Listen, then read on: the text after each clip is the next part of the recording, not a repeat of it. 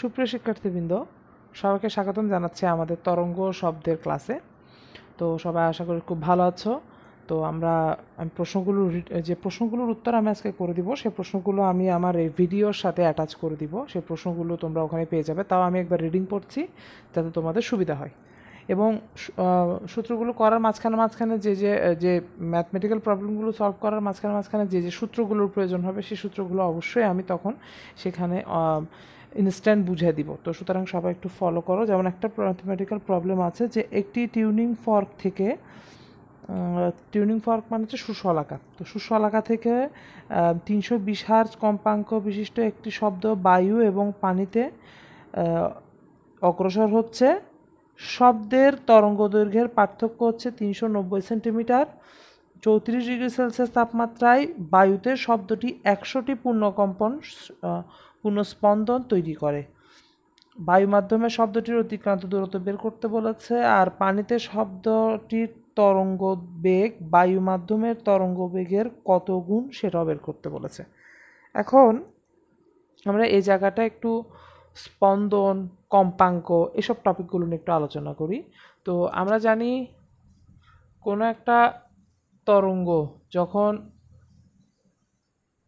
মাধ্যমের কম্পনের দিকের সাথে 90 ডিগ্রি কোনো অগ্রসর হয় তাকে আমরা বলি অনুপ্রস্থ তরঙ্গ। তো অনুপ্রস্থ তরঙ্গের একটা খুব ইম্পর্টেন্ট ফ্যাক্ট হচ্ছে তার বিস্তার। সাম্যাবস্থান থেকে তার কণাটি সর্বোচ্চ যে দূরত্ব অতিক্রম করে সেটাকে বলা হয় বিস্তার, অর্থাৎ এটা হচ্ছে বিস্তার। এগুলো হচ্ছে বিস্তার। হ্যাঁ, সাম্যাবস্থান থেকে তরঙ্গটি সর্বোচ্চ যে দূরত্ব অতিক্রম করে সেটা হচ্ছে বিস্তার। আর কম্পাঙ্ক কাকে বলে? কম্পাঙ্কের সংজ্ঞা হচ্ছে যে কোনো একটি বস্তু বা কোনো একটি কণা একক সময়ে যতগুলো কম্পন সম্পন্ন করে তাকে বলা হয় ওই কণার কম্পাঙ্ক। একক সময়ে যতগুলো কম্পন সম্পন্ন করে তাকে বলা হয় ওই কণাটির কম্পাঙ্ক। যদি ধরো টি সময়ে কম্পন সম্পন্ন করছে এনটি, তাহলে একক সময়ে কম্পন সংখ্যা হচ্ছে n/t। এটাকে বলা হয় ফ্রিকোয়েন্সি এফ। এর একক হচ্ছে হার্জ বা এটাকে অনেকে সেকেন্ড ইনভার্স ওয়ানও বলে। কিভাবে আসে? কম্পন সংখ্যাকে আমরা যদি সাইকেল এককে লিখি আর পর্যায়কালকে যদি সময় এসে লিখি, তাহলে এটা অ্যাকচুয়ালি কম্পাঙ্কের এককটা দাঁড়ায় সাইকেল পার সেকেন্ড। প্রতি সেকেন্ডে কতগুলো সাইকেল হচ্ছে তার সংখ্যা, মানে প্রতি সেকেন্ডে কতগুলো কম্পন হচ্ছে তার সংখ্যা কম্পাঙ্ক বোঝায়। তো সাইকেল কথাটা এখানে লেখেন আর কি, এটাকে সরাসরি হার্জ বলে। শুধু হার্জ বলতে আমরা সেকেন্ড ইনভার্সও বুঝবো, ঠিক আছে? এবং এর মাত্রা সমীকরণ আমরা জানি, এর মাত্রা সমীকরণ হচ্ছে T−1 হবে। হ্যাঁ, তো এখন কোনো একটা টিউনিং ফর্ক থেকে 320 হার্জ কম্পাঙ্ক একটা শব্দ নির্গত হচ্ছে, 320 হার্জ কম্পাঙ্কের একটা শব্দ নির্গত হচ্ছে। তো বলা হয়েছে বায়ুতে এবং পানিতে। যা দেখো, দুইটা মাধ্যমে শব্দটা যদি অগ্রসর হয়ও, দুইটা মাধ্যমে যদি শব্দ অগ্রসর হয় সেটা নিয়ে কিন্তু খুব একটা প্রবলেম নেই, কারণ দুইটা মাধ্যমে শব্দ অগ্রসর হলেও তার কম্পাঙ্ক কিন্তু কি থাকবে? সেম থাকবে, তার কম্পাঙ্ক কিন্তু এটাই থাকবে। শুধু পার্থক্য আসবে তরঙ্গ দৈর্ঘ্যে। কিসে পার্থক্য আসবে? তরঙ্গ দৈর্ঘ্যে। এখন তরঙ্গ দৈর্ঘ্য কাকে বলে? মাধ্যমের কণা একটি পূর্ণ কম্পন সম্পন্ন করতে, মাধ্যমের কণা এখান থেকে এই জায়গায় গেল, এখান থেকে আবার এখানে আসলো, এখান থেকে আবার আগের অবস্থায় ফিরে আসলো। দেখো, একটা পূর্ণ কম্পন সম্পন্ন করছে। একটা পূর্ণ কম্পন সম্পন্ন করতে মাধ্যমের কণা সে কম্পন যে দূরত্ব, তরঙ্গ যে দূরত্ব অতিক্রম করে তাকে বলা হয় তরঙ্গ দৈর্ঘ্য। অর্থাৎ এখান থেকে একটু যে যাচ্ছে কণাটি, এখান থেকে যে এতটুকু দূরত্ব অতিক্রম করছে, তো এতটুকু দূরত্ব অতিক্রম করার জন্য মাধ্যমের কণার যে পরিমাণ কম্পন, মানে মাধ্যমের কণা একটা পূর্ণ কম্পন সম্পন্ন করতে তরঙ্গ এতটুকু অগ্রসর হচ্ছে, এটাকে বলা হয় ল্যামডা। হ্যাঁ, এককটাকে বলা হয় ল্যামডা। তো আরেকভাবে তরঙ্গ দৈর্ঘ্যের সংজ্ঞা দেওয়া যায়, সেটা হচ্ছে যে মাধ্যমের সমদশা সম্পন্ন যে বিন্দুগুলো, পরপর দুটি সমদশা সম্পন্ন বিন্দুর যে দূরত্ব তাকে বলা হয় তরঙ্গ দৈর্ঘ্য। পরপর একই দশায় আছে এরকম দুটি বিন্দুর যে দূরত্ব তাকে বলা হয় তরঙ্গ দৈর্ঘ্য। তাহলে একটু লক্ষ্য করি সমদশা আবার কি জিনিস। ধরো একটা তরঙ্গ এভাবে অগ্রসর হচ্ছে, তো এখানে এই এই এই দশাগুলো সবগুলো হচ্ছে সেম দশা, একই দশায় আছে। আমরা বলি না আমাদের দশা, যেমন এই মুহূর্তে কি চলতেছে? করোনা দশা চলতেছে, ঠিক আছে? সেরকম এই অর্থনৈতিক দুর্দশা আমরা বলি না, অংশ অর্থনৈতিক দুর্দশা সেরকম, মানে অর্থনীতির অবস্থা বোঝা যাচ্ছে। তো সেরকম কোনো একটা বিন্দুতে তরঙ্গের দশা বলতে বোঝায় ওই বিন্দুতে কণাটির বা তরঙ্গটির বেগ কি, ওই বিন্দুতে তরঙ্গটির গতি কি, ওই বিন্দুতে তরঙ্গটির সরণ কি, এসব যে রাশিটার মাধ্যমে প্রকাশ করে তাকে দশা বলে। তো আমরা বুঝার সুবিধার্থে যদি এভাবে ধরি যে এটা নিম্নমুখী দশায় আছে, দেখো তরঙ্গটা এখানে আছে নিম্নমুখী দশায়, নিচের দিকে নামতেছে এগুলো, আর এগুলো হচ্ছে ঊর্ধ্বমুখী দশা, মানে এখান থেকে তরঙ্গ আস্তে আস্তে উপরের দিকে উঠবে। এটা ঊর্ধ্বমুখী দশা শুরু হচ্ছে আর কি, এখানে নিম্নমুখী দশা শুরু হচ্ছে, এটা ঊর্ধ্বমুখী দশা শুরু হচ্ছে। তাহলে একটা জিনিস লক্ষ্য করো, এখান থেকে এই দূরত্বটা হচ্ছে তরঙ্গ দৈর্ঘ্য, তাহলে এখান থেকে এই দূরত্বটাকে আমি কি বলতে পারি, এটাকেও কিন্তু তরঙ্গ দৈর্ঘ্য বলতে পারি। তাহলে তরঙ্গ দৈর্ঘ্য গুণার উপায় হচ্ছে দশা গুণে ফেলা, যে কয়টা মানে সমদশা গুণে ফেলা। যেমন ধরো এখানে যদি বলে আমাকে একটা প্রশ্ন করে এখানে কয়টি তরঙ্গ আছে, আমি যে আঁকলাম এখানে গুনবো কিভাবে, তাহলে আমি দেখি, আমি এখান থেকে গুণা শুরু করি। এই একটা, দেখো আপ, এই তরঙ্গ শীর্ষ তরঙ্গপাত, আবার যদি বলি তরঙ্গ শীর্ষ তরঙ্গপাত দুইটা, আবার দেখো তরঙ্গ শীর্ষ তরঙ্গপাত তিনটা, এই দেখো তরঙ্গ শীর্ষ তরঙ্গপাত চারটা। তাহলে চারটা ফুল তরঙ্গ আছে, আর একটা তরঙ্গের আছে 4/1 অর্থাৎ এখানে আছে ল্যামডা ল্যামডা ল্যামডা ল্যামডা, চারটা ল্যামডা, আর এখানে আছে একটা ল্যামডার 4/1 অর্থাৎ λ/4। তাহলে সব যোগ করলে আসে কত, এখানে টোটাল কত কত ল্যামডা আছে, 4 ল্যামডা, চারটা ল্যামডা প্লাস λ/4 যোগ করলে কত আসে, 4 4 16, 16 রেখে 17, 17 λ/4, লসাগু করে এখানে আসতেছে 17 λ/4। তো এভাবেও কিন্তু আমরা তরঙ্গ দৈর্ঘ্য গণায় আমাদের সহায়তা হতে পারে। আরেকটা সূত্র আছে, সেই সূত্রটা হচ্ছে আমাদের একটু মনে রাখতে হবে, v is equal to F lambda. v is equal two হচ্ছে কি এফ ইন্টু ল্যামডা। তাহলে এই সূত্রটাও আমাদেরকে একটু মনে রাখতে হবে, এটা আমাদের কাজে লাগবে। তারপর আরেকটা সূত্র দেখাই, এফ ইজ ইকুয়াল টু n/tও বলা যায়, অনেকে এটাকে এভাবেও বলে, এফ ইজ ইকুয়াল টু 1/tও বলে। যদি একটি কম্পনে টি সময় যদি একটি কম্পন সম্পন্ন হয় তাহলে একক টি সেকেন্ডে যদি একটি কম্পন সম্পন্ন হয় তাহলে এককের জন্য একক সময়ে সম্পন্ন হয় 1/tt। তো একক সময়ে সম্পন্ন হওয়া তরঙ্গকে এফ বলে, ফ্রিকোয়েন্সি। তো এটাকেও এফ দ্বারা প্রকাশ করা যায়। তো আমরা টি এন এর মান যদি 1 হয় তাহলে এটা F is equal to 1/t হয়ে যায় আর কি। তাহলে আমরা F V is equal to F lambda সূত্রটা মনে রাখবো, F is equal to 1/t এটাও একটু মনে রাখবো। তো এগুলো মনে রাখলে আশা করি মোটামুটি আমাদের ম্যাথগুলো সলভ করার জন্য যথেষ্ট হবে। V is equal to F lambda আর F is equal to 1/t। তো এভাবে তরঙ্গ দৈর্ঘ্য সাধারণত গোনার জন্য আমরা ল্যামডার হিসাবটা করে থাকি। তো এখানের মধ্যে প্রশ্ন আসতেছে কি, 320 হার্জ কম্পাঙ্ক থেকে নির্গত হচ্ছে এবং সে তরঙ্গ দৈর্ঘ্য পার্থক্য পাচ্ছে 390। এখন প্রথম প্রশ্ন বলছে বায়ু মাধ্যমে শব্দটির অতিক্রান্ত দূরত্ব নির্ণয় করতে বলছে। বায়ু মাধ্যমে 100টি পূর্ণ স্পন্দন, স্পন্দন সংখ্যা বলে দিয়েছে 100টি, ঠিক আছে, 100 সাইকেল বা 100টি লিখলেও হয়।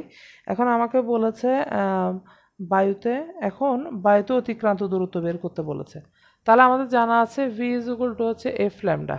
তাহলে আমরা বায়ুতে শব্দের বেগ, তো এখানে তাপমাত্রা কি উল্লেখ করেছে, এখানে 34 ডিগ্রি সেলসিয়াস তাপমাত্রা।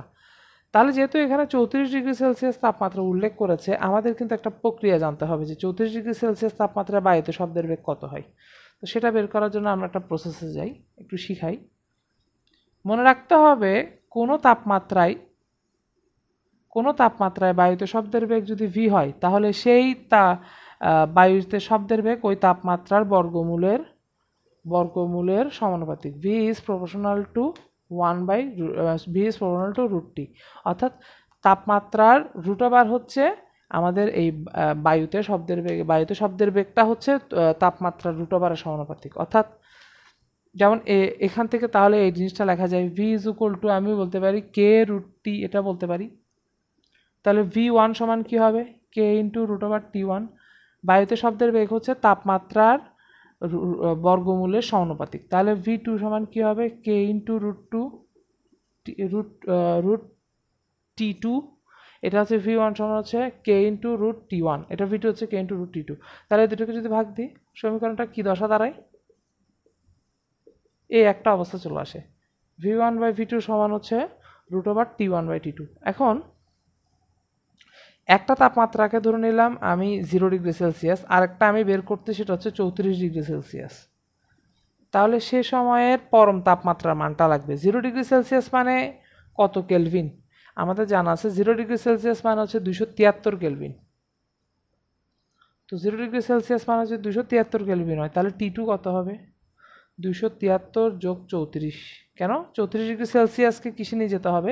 কেলভিনে নিয়ে যেতে হবে। ঠিক আছে, তাহলে সেটা কত দাঁড়ায়? 273-এর সাথে 34 যোগ করে দাও, তাহলে তো আমরা এটাকে কিসে পেয়ে যাব? কেলভিনে পেয়ে যাব। তাহলে কেলভিনে নেওয়ার প্রক্রিয়াটা খুবই ইজি, তেমন কোনো কঠিন না। তো এখন V0 আমরা 0°C তাপমাত্রা বায়ুতে শব্দের বেগ কত ধরছি? তো এখানে যেহেতু কোনো কিছু উল্লেখ করা নাই, তোমাদের বইয়ে যেটা দেওয়া আছে সেটাই ধরতে পারি, 330 মিটার পার সেকেন্ড। তাহলে 34°C তাপমাত্রায় V34 বের করতে হবে আমার। তাহলে V34 সমান কি দাঁড়াচ্ছে? √273 ভাগ 703। এই ভাগফলটাকে রুট করতে হবে। তাহলে আমি ক্যালকুলেশনে পাই V34 সমান, ক্যালকুলেট করে আনসারটা বের করছি, 273 ভাগ 307, যে আনসারটা আসবে সেটাকে রুট করতে হবে 0.94। তো V34 সমান দাঁড়াবে 330 0.943।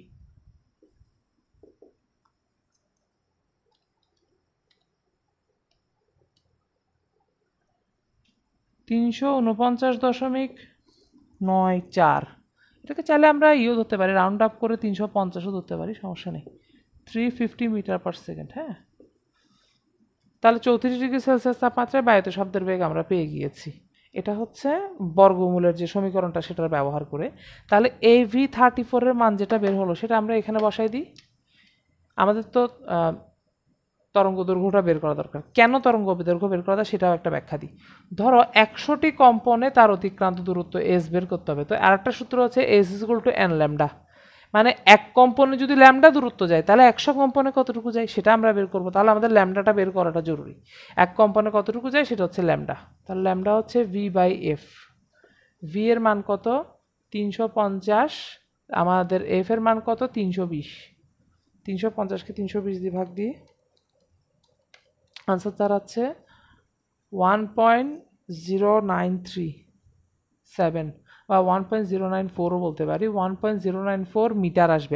এককটা হচ্ছে মিটার, ল্যামডার একক হচ্ছে মিটার। ঠিক আছে, তাহলে এবার এই মানটা, এটাকে 100 দিয়ে গুণ করে দিলেই আমার 100 কম্পন অতিক্রান্ত দূরত্ব বের হয়ে যাচ্ছে। এটা ইন্টু 100।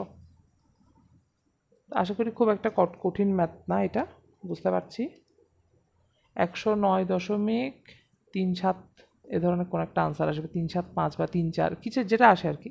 যদি 1.09 বসাই, 094 তো, তাহলে 109.4 মিটার আসবে। এটা 109.4 মিটার। হ্যাঁ, তাহলে এটা হলো গ নাম্বার প্রশ্ন।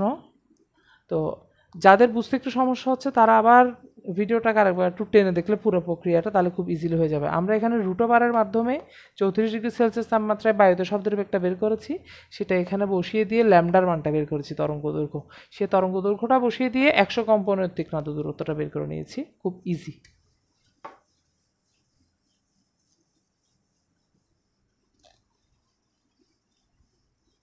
তারপর আমরা দেখতে পাচ্ছি এবার ঘ নাম্বারটা বলেছে পানিতে শব্দটির তরঙ্গবেগ বায়ু মাধ্যমে তরঙ্গবেগের কত গুণ, সেটা আমাকে বের করতে বলেছে। এখন দেখো তরঙ্গ দৈর্ঘ্যের পার্থক্য বলে দিয়েছে। ল্যামডা ডাব্লিউ হচ্ছে ওয়াটার, আর ল্যামডা এই হচ্ছে বাতাসের তরঙ্গ দৈর্ঘ্য। তো এই দুইটার পার্থক্য বলে দিয়েছে 390 সেন্টিমিটার, মানে 3.9 মিটার। কেমন? এখন আমাকে বলো স্যার কোন মাধ্যমে শব্দের বেগ বেশি? অবশ্যই পানি মাধ্যমে শব্দের বেগ বেশি, পানিতে শব্দের বেগ বেশি। পানিতে শব্দের বেগ সাধারণত হচ্ছে, তোমাদের বইয়ে কত দেওয়া আছে এটা আমার জানা নাই, কিন্তু সাধারণত 1450 মিটার পার সেকেন্ড। হ্যাঁ, পানিতে শব্দের বেগ। আর বায়ুতে শব্দের বেগ আমরা তো দেখলাম একটু আগে 330 332 এরকম কিছু একটা হয়। তাহলে এটা বেশি। একটা কথা মনে রাখবা, V = F ল্যামডা। যার V যত বড় তার ল্যামডা তত বড়, যার V যত বড় ল্যামডা তত বড়। এই কথাটা আমাদেরকে একটু মনে রাখতে হবে। ঠিক আছে, V যত বড় হবে ল্যামডাও আলটিমেটলি তত বড় হবে। যেহেতু VW, এই হচ্ছে VW পানিতে শব্দের বেগ, আর এটা হচ্ছে VAR বায়ুতে শব্দের বেগ, এটা যেহেতু বড় তাহলে ল্যামডা W অটোমেটিক ল্যামডা এ থেকে বড় হবে। ল্যামডা ডাব্লিউ অটোমেটিক কী হবে, ল্যামডা এ থেকে বড় হবে। তাহলে এখানে আমি যে চিহ্নটা ব্যবহার করছি এতক্ষণ আমি জানতাম না কে বড়, যেহেতু আমি ব্যাখ্যা করেছি কে বড়, ঠিক আছে, তাহলে আমি এখানে সরাসরি লিখতে পারবো lambda W minus lambda A. এখানে আমি সরাসরি লিখতে পারবো lambda W minus lambda A. এখানে ব্র্যাকেটে দরকার লিখে দিলাম, যেহেতু V W is greater than V A, সুতরাং lambda W is greater than lambda A. এটা এটা লিখে দিতে পারি আমরা সরাসরি। তো ধরো আমরা জানি না যে পানিতে শব্দের বেগ কত, আমাদের তো 1450 মিটার পার সেকেন্ড, এটা বেশি, এটা আমরা জানি, ঠিক আছে, এটা আমরা আমাদের জানা থেকে এটা আমরা লিখলাম, কিন্তু বের করে দেখাতে হবে, আমরা মুখস্থ এখানে লিখতে পারবো না। তাহলে ল্যামডা ডাব্লিউ হচ্ছে কত, V W divided by F. কেন, কোন সূত্র থেকে আসছে, V is equal to F lambda, এই সূত্র থেকে আসছে। ল্যামডা হচ্ছে তাহলে ভি বাই এফ, ঠিক আছে, V A by F is equal to 3.9। হ্যাঁ, পক্ষান্তর করে করেছি এটা। তাহলে ভি ডাব্লিউ বাই এফ আসতেছে, তাহলে ভি ডাব্লিউ বাই এফ এখান থেকে 1 বাই এফ যদি আমি কমন নিয়ে ফেলি, তাহলে V W minus V A is equal to 3.9। তাহলে V W minus V A is equal to 3.9 into F. F এর মান ছিল কত, 320। ভি এ এর মান কত ছিল, একটু আগে বের করলাম 350, সেটা প্রায় 350ই ধরা যায়।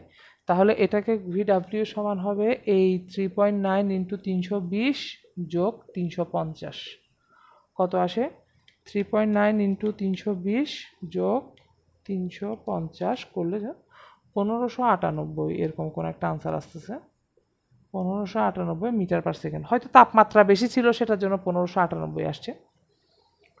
তো আমি যেটা 1450 তোমাদেরকে বলেছি, ঠিক আছে, 1450 এক এক বইয়ে এক এক রকম ভ্যালু আছে, তোমাদের বইয়ে তো 1439 আছে মনে হয়।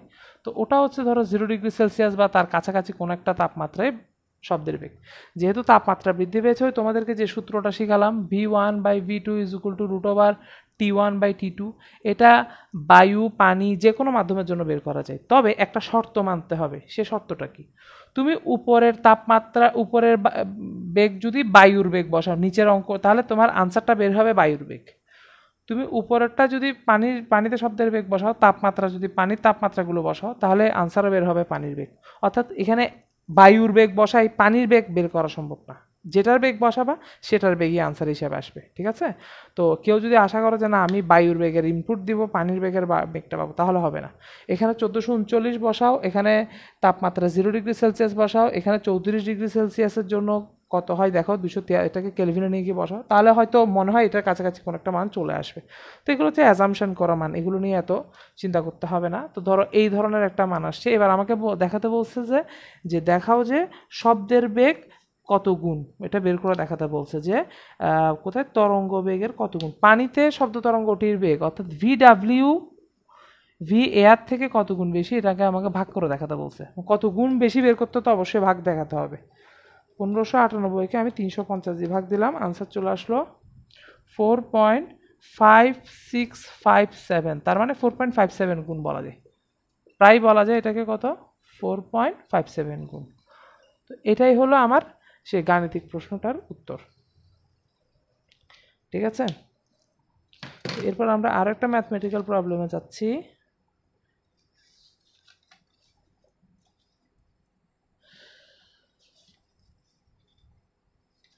সেটা হলো এই, এখন ওই এতক্ষণ আমরা যেহেতু বিভিন্ন মাধ্যমে শব্দের বেগ নিয়ে কথা বলছিলাম, সেরকম আমি একটা বিভিন্ন মাধ্যমে শব্দের বেগ সংক্রান্ত একটা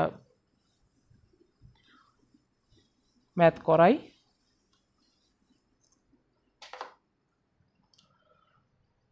একটা পাইপ, আচ্ছা একটা প্রশ্ন করা হয় যে একটি লোহার পাইপের এক প্রান্তে হাতুড়ি দিয়ে আঘাত করলে অপর প্রান্তে দুটি শব্দ শোনা যায় কেন, ঠিক আছে।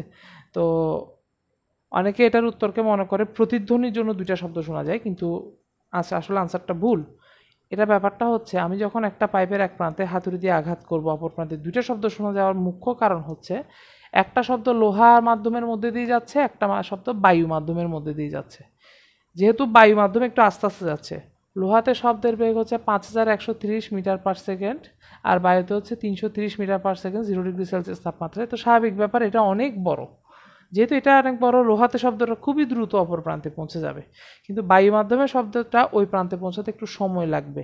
ঠিক আছে, একটু বেশি সময় লাগবে। তো ওই পাশে যখন চলে যায় সেজন্য তখন দুইটা মাধ্যমের জন্য দুইটা শব্দ শোনা যায়। তো এখানেও ওরকম একটা প্রশ্ন করছে যে প্রশ্নটা হচ্ছে এরকম যে লোহার পাইপের এ প্রান্তে হাতুড়ি দিয়ে, এটা এ প্রান্ত, এখানে হাতুড়ি দিয়ে আঘাত করছে বি প্রান্ত, এটা হাতুড়ি দিয়ে আঘাত করলে পর 0.25 সেকেন্ড ব্যবধানে 0.25 সেকেন্ড ব্যবধানে দুটি শব্দ শোনা যাচ্ছে। অর্থাৎ লোহাতে পরিবাহিত হয়ে আসতে যে সময় লাগছে এটা ধরে দিলাম টি আয়রন, আর বায়ুতে পরিবাহিত হয়ে আসতে সময় লাগতেছে টি এয়ার। তাহলে এই বিয়োগফলটা বলছে 0.25 সেকেন্ড। তোমরা অনেকে মনে করতে পারো স্যার টি এয়ারটা থেকে টি আয়রন কেন বিয়োগ দিলাম, উল্টাটা লিখলাম না কেন? কারণ লেট হবে কোনটাই, বেশি টাইম লাগবে কোথায়? বাতাসে যেতে বেশি টাইম লাগবে, এই জন্য এটা বড় মান হবে। আর লোহাতে যেতে সময় কম লাগবে, যেন কম মান হবে, মানে ছোট মান হবে, সেটার জন্য এটাকে পরে বিয়োগ আকার লিখছি। তাহলে এটা এখন এখানের মধ্যে বলা হয়েছে যে ওই দিনের তাপমাত্রা ছিল 30 ডিগ্রি সেলসিয়াস, লোহাতে এবং পানিতে শব্দের দ্রুতিও বলে দিছে 5130, আর পানিতে হচ্ছে 1450। কেমন? তো আমাদেরকে এই দুইটা দিয়ে দিয়েছে, আমরা এই দুইটা দিয়ে ম্যাথ করবো, আমরা অন্য কোনো এতে যাব না। তো আমাদেরকে বলছে পাইপটির দৈর্ঘ্য বের করতে বলছে। পাইপের দৈর্ঘ্য কত? এখন ধরে নিলাম পাইপের দৈর্ঘ্য হচ্ছে এল। এখন 34 ডিগ্রি সেলসিয়াস, সেদিনের তাপমাত্রা কত বলেছে? 30 ডিগ্রি সেলসিয়াস। 30 ডিগ্রি সেলসিয়াসে বায়ুতে শব্দের বেগ আমার বের করা দরকার।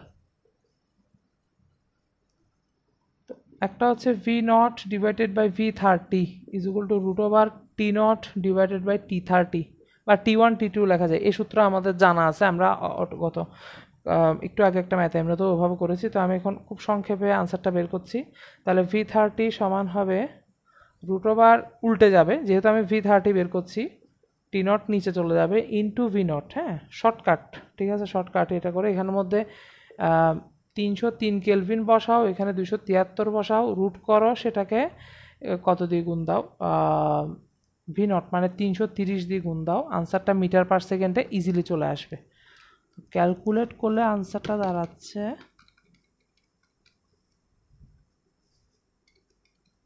347.66। হ্যাঁ, 347.66 metre per second, 347.66 metre per second. তো v30 মানটা এরকম চলে আসছে। এবার আমরা মূল অঙ্কের দিকে যাই, কারণ আমাদেরকে বলছে লেংথ বের করতে। আচ্ছা স্যার, এই সূত্রটা মনে পড়ে তোমাদের সমবেগে চলমানের কোনো বস্তুর ক্ষেত্রে ছিল। সমবেগ শব্দ তো সবসময় সমবেগে চলে। তো বেগ সমান দূরত্ব বাই সময়, দূরত্ব বাই সময়, বা আমরা যদি বলি স্মরণ বাই সময়, যেটাই হোক শব্দের বেগ আর দ্রুতি মোটামুটি একই জিনিস, ঠিক আছে। কারণ হচ্ছে শব্দ, আমি যখন কথা বলি শব্দ যে কোনো একদিকে যায় না, শব্দ সব দিকেই ছড়িয়ে পড়ে, সেজন্য শব্দের কোনো ছড়িয়ে পড়ার কোনো নির্দিষ্ট দিক থাকে না, যেন শব্দের বেগ আর দ্রুতিকে একই ধরে ম্যাথ করা হয়। সেজন্য আলোর দ্রুতি আর আলোর বেগকেও একই ধরে, কারণ আলো সব দিকে সঞ্চালিত হয়। দূরত্ব আর সময়, দূরত্ব বাই সময় করে আমি যদি বের করি, তাহলে এখান থেকে একটা জিনিস একটু যদি খেয়াল করো, তাহলে সময় সমান কি, এখান থেকে সময় সমান কি লেখা যায়? দূরত্ব বাই বেগ লেখা যায় না? একটু মনোযোগ দিয়ে দেখো, এটাকেও কিন্তু কি লেখা যায়? দূরত্ব বাই বেগ কিন্তু লিখে ফেলা যায়।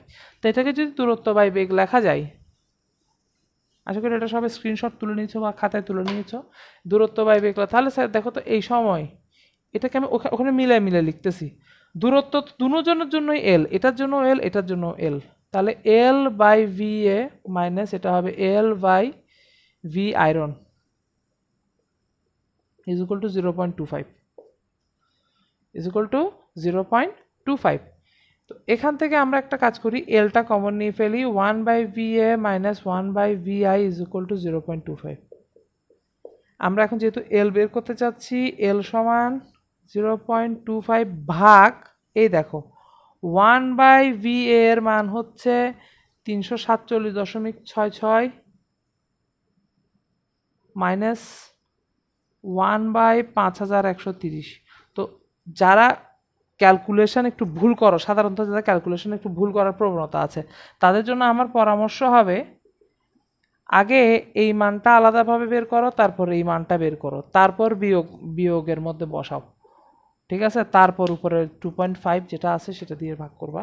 তো 1 ডিভাইডেড বাই 7.6 মানে হচ্ছে 0.2028, হ্যাঁ, মাইনাস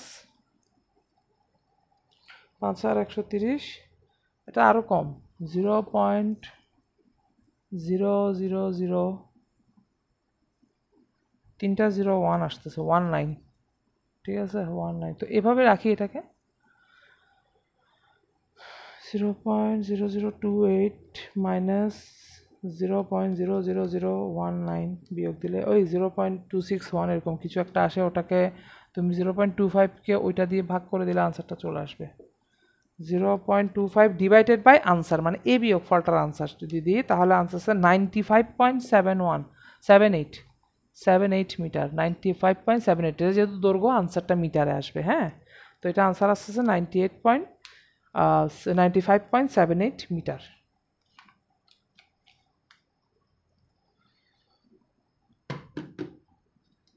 আচ্ছা, এবার আমাকে বলেছে লোহার পাইপটি যদি পানি দ্বারা পরিপূর্ণ হতো তাহলে কি অপর প্রান্তে কি দুটি শব্দ শোনা যেত?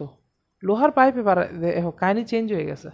এবার এইটা খুব গুরুত্বপূর্ণ একটা ম্যাথমেটিক্যাল প্রবলেম, আমরা একটু মনে রাখি। 95.78 মিটার, এটা একটু মনে রাখি, 95.78 মিটার।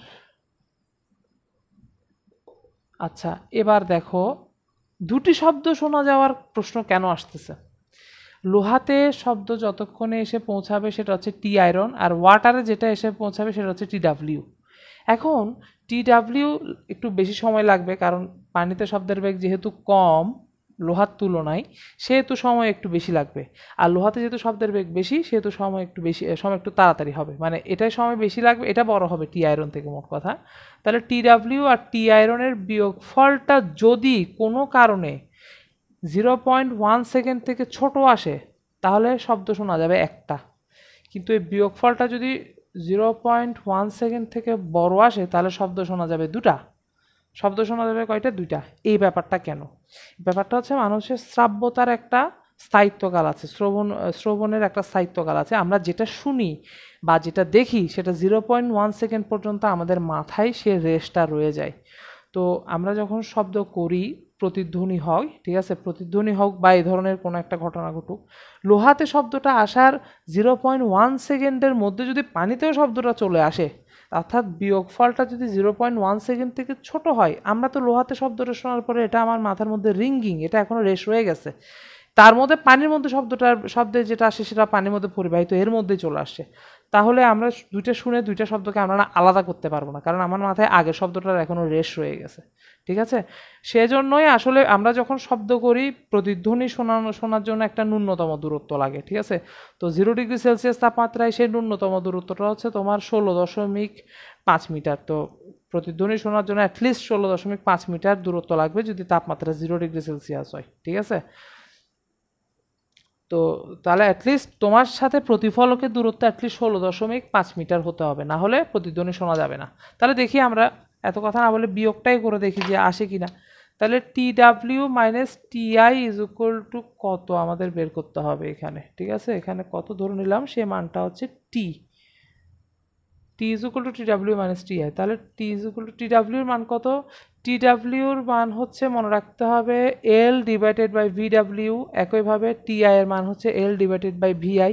আশা করি মনে আছে দূরত্ব বাই বেগ সূত্রটা। তাহলে এখানের মধ্যে মানগুলো বসাও, 95.78 ডিভাইডেড বাই হচ্ছে 1450 আর ডিভাইডেড বাই হচ্ছে 5130। ভাগ করে কত, বা ভাগ করে বিয়োগ করে আনসারটা কত আসে আমাকে একটু জানাও, ঠিক আছে। আমাকে মান জানাতে হবে না, আমাকে শুধু বলো যে দুইটা শব্দ শোনা যাবে না একটা শব্দ শোনা যাবে, তো এটা আমাকে কমেন্টে বুঝাও।